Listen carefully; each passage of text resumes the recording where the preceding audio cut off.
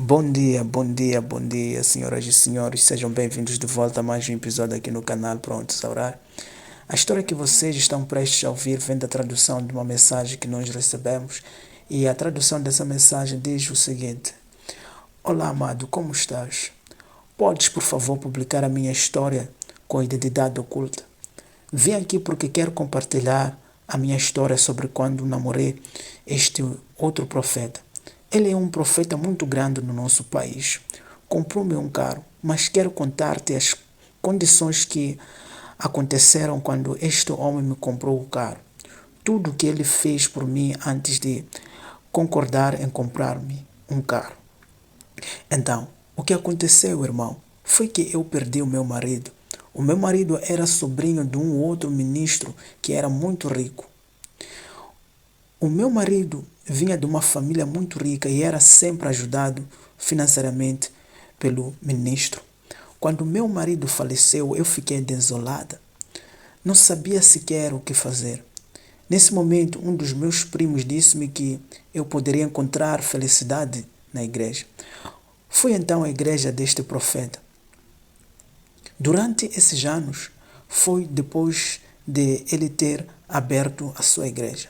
Comecei a frequentar essa igreja e um dia um dos segurança veio ter comigo e disse-me que queria que eu lhe desse o número de telefone porque ele queria que eu fosse com o profeta. Como eu estava deprimida e pensei que falar com o homem de Deus me ajudaria, concordei. E quando concordei, para a minha surpresa, o profeta disse-me que queria que nós namorássemos. Fiquei realmente chocada porque era um homem de Deus. Nunca esperei que um homem de Deus me pedisse amor, mas ele propôs amor e começamos a namorar. Um dia, enquanto estávamos na cama, ele disse-me que queria comprar-me um carro. Fiquei tão entusiasmada que este homem realmente me amava. Quando estávamos a conversar, ele disse-me que queria divorciar-se da sua própria esposa. Queria divorciar-se da esposa e eu ia ser a mãe profeta um dia. Via-me como esta mulher sempre de pé à frente da igreja e as pessoas a respeitar-me. E fiquei tão feliz. Concordei em fazer tudo o que ele quisesse que eu fizesse. Ele disse-me: Antes de comprar o carro, precisas prometer-me uma coisa. E eu disse: Qualquer coisa, meu amor. Tudo o que quiseres, eu farei por ti. Ele então disse: Se queres que eu te compre um carro, tens de me ajudar. Há uma coisa que preciso de fazer. Ele foi sincero comigo porque confiava em mim e eu confiava nele e estava bem com isso. Ele explicou-me a situação toda que o levou a fazer todos esses rituais. Ele disse: Não é fácil convencer as pessoas a virem à tua igreja. Tens de usar outros meios para que as pessoas venham à tua igreja. Ele contou-me que a forma como estava a convencer as pessoas era através de um encantamento que tinha obtido de Ghana. Quando foi a Ghana, foi fortalecido por um outro curandeiro tradicional e outros profetas também, para que pudesse tornar-se um pastor famoso no país. Mas não só isso. Disseram-lhe que para ser rico, poderoso e famoso e ser reconhecido em todo o mundo, para realizar milagres, deveria passar por 7 portas. Perguntei-lhe: Que portas são essas? Ele disse-me que quando se vai ao inferno, existem 7 portas que se deve passar. E ele queria ir ao inferno para coletar poderes para ter dinheiro. Poderia realizar milagres e, quando orasse pelos doentes, eles poderiam ser curados. Para passar pelas 7 portas enquanto ainda estava vivo e não morto, pois essas portas só podem ser passadas por uma pessoa morta. Se estás vivo, precisas fazer um sacrifício em cada porta até chegares ao próprio inferno. Então, ele já tinha feito 2 sacrifícios e quando nos conhecemos ele estava na porta número 3. Não conseguia passar essa porta porque não conseguia encontrar uma mulher disposta a ajudá-lo nesse ritual. Eu disse: que tipo de ritual estamos a falar? Ele então contou-me o ritual que deveria realizar. Disse-me: o ritual que tenho de realizar é muito complicado e espero que entendas. E eu disse: entendo tudo, não estou a ouvir-te. Ele disse: ok, deixa-me contar-te, mas promete-me que estarás bem com isso. Eu disse: sim, estou bem com isso. Ele disse-me que não tinha rapado as axilas durante um mês e que não tinha rapado as partes íntimas durante um mês. Também me disse que não tinha tomado banho com frequência porque para que este ritual de sacrifício fosse aceito na terceira porta, isso era necessário. Ele deveria fazer esse sacrifício.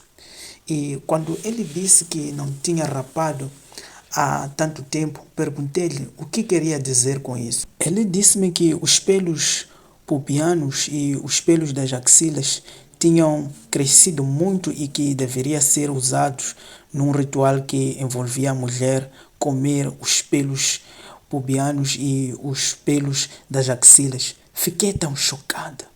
Mas como amava este homem e acreditava genuinamente que ele iria casar-se comigo, porque ele disse que já não amava a esposa, queria algo novo, concordei em fazê-lo. Peguei numa lâmina e ele estava a dormir na cama. Abriu as pernas e comecei a rapar a volta do seu membro, a rapar também os testículos e a rapar entre as nádegas, removendo todos os pelos pubianos. Depois disso, peguei noutra lâmina e comecei a rapar-lhe as axilas.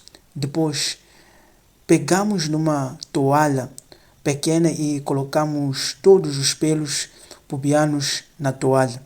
Ele então disse: vai comer isso? Quando olhei para tudo, parecia-me tão nojento comer.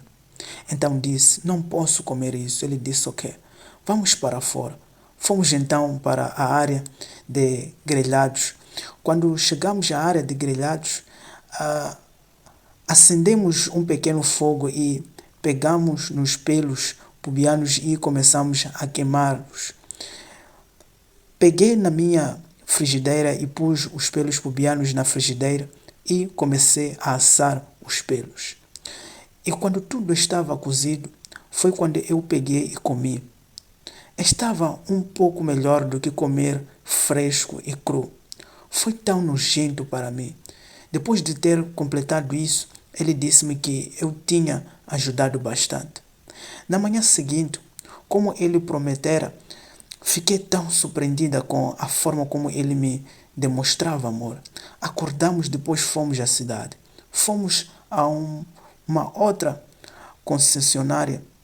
Quando chegamos a essa concessionária, irmão, foi quando ele me disse para escolher o carro que eu queria. Nunca estive tão entusiasmado na minha vida inteira. Desde que perdi o meu marido, andei a lamentar a sua perda. Mas aqui estava eu. Deus tinha me concedido um homem que iria ajudar-me a esquecer a dor que sentia quando perdi o meu marido. Então, irmão, escolhi o carro que eu queria. Continuamos a namorar, eu e o profeta. Quando namorávamos, peguei no telefone dele e vi que ele era um mulherengo. Isso foi tão doloroso e assim terminei com o homem de Deus. Então, vim aqui só para que outras pessoas saibam e entendam que estas coisas são reais e acontecem. E quando estas coisas acontecem, tens de entender que na igreja não é toda a gente que é de Deus. Não é como se todas as pessoas que vês na igreja fossem verdadeiramente homens de Deus. Há pessoas que realizam milagres. Estes milagres são reais, mas não significa que os milagres que realizam sejam de Deus. Algumas dessas pessoas vão ao inferno. Elas passam pelas portas do inferno, onde vão e coletam esses poderes. Senti-me tão traída quando vi todas aquelas mensagens de amor de muitas mulheres. E quando pensei que tinha comido os seus pelos, foi tão doloroso. Terminamos e fiquei tão magoada como nunca tinha estado na minha vida. Amado, quando publicares a minha história, por favor, diz-me. Vou estar a seguir na seção de comentários. Queridos ouvintes, esta foi uma mensagem que foi nos enviada por uma das nossas queridas irmãs. Vamos tentar falar com ela na seção de comentários. Coisas estranhas realmente acontecem neste mundo.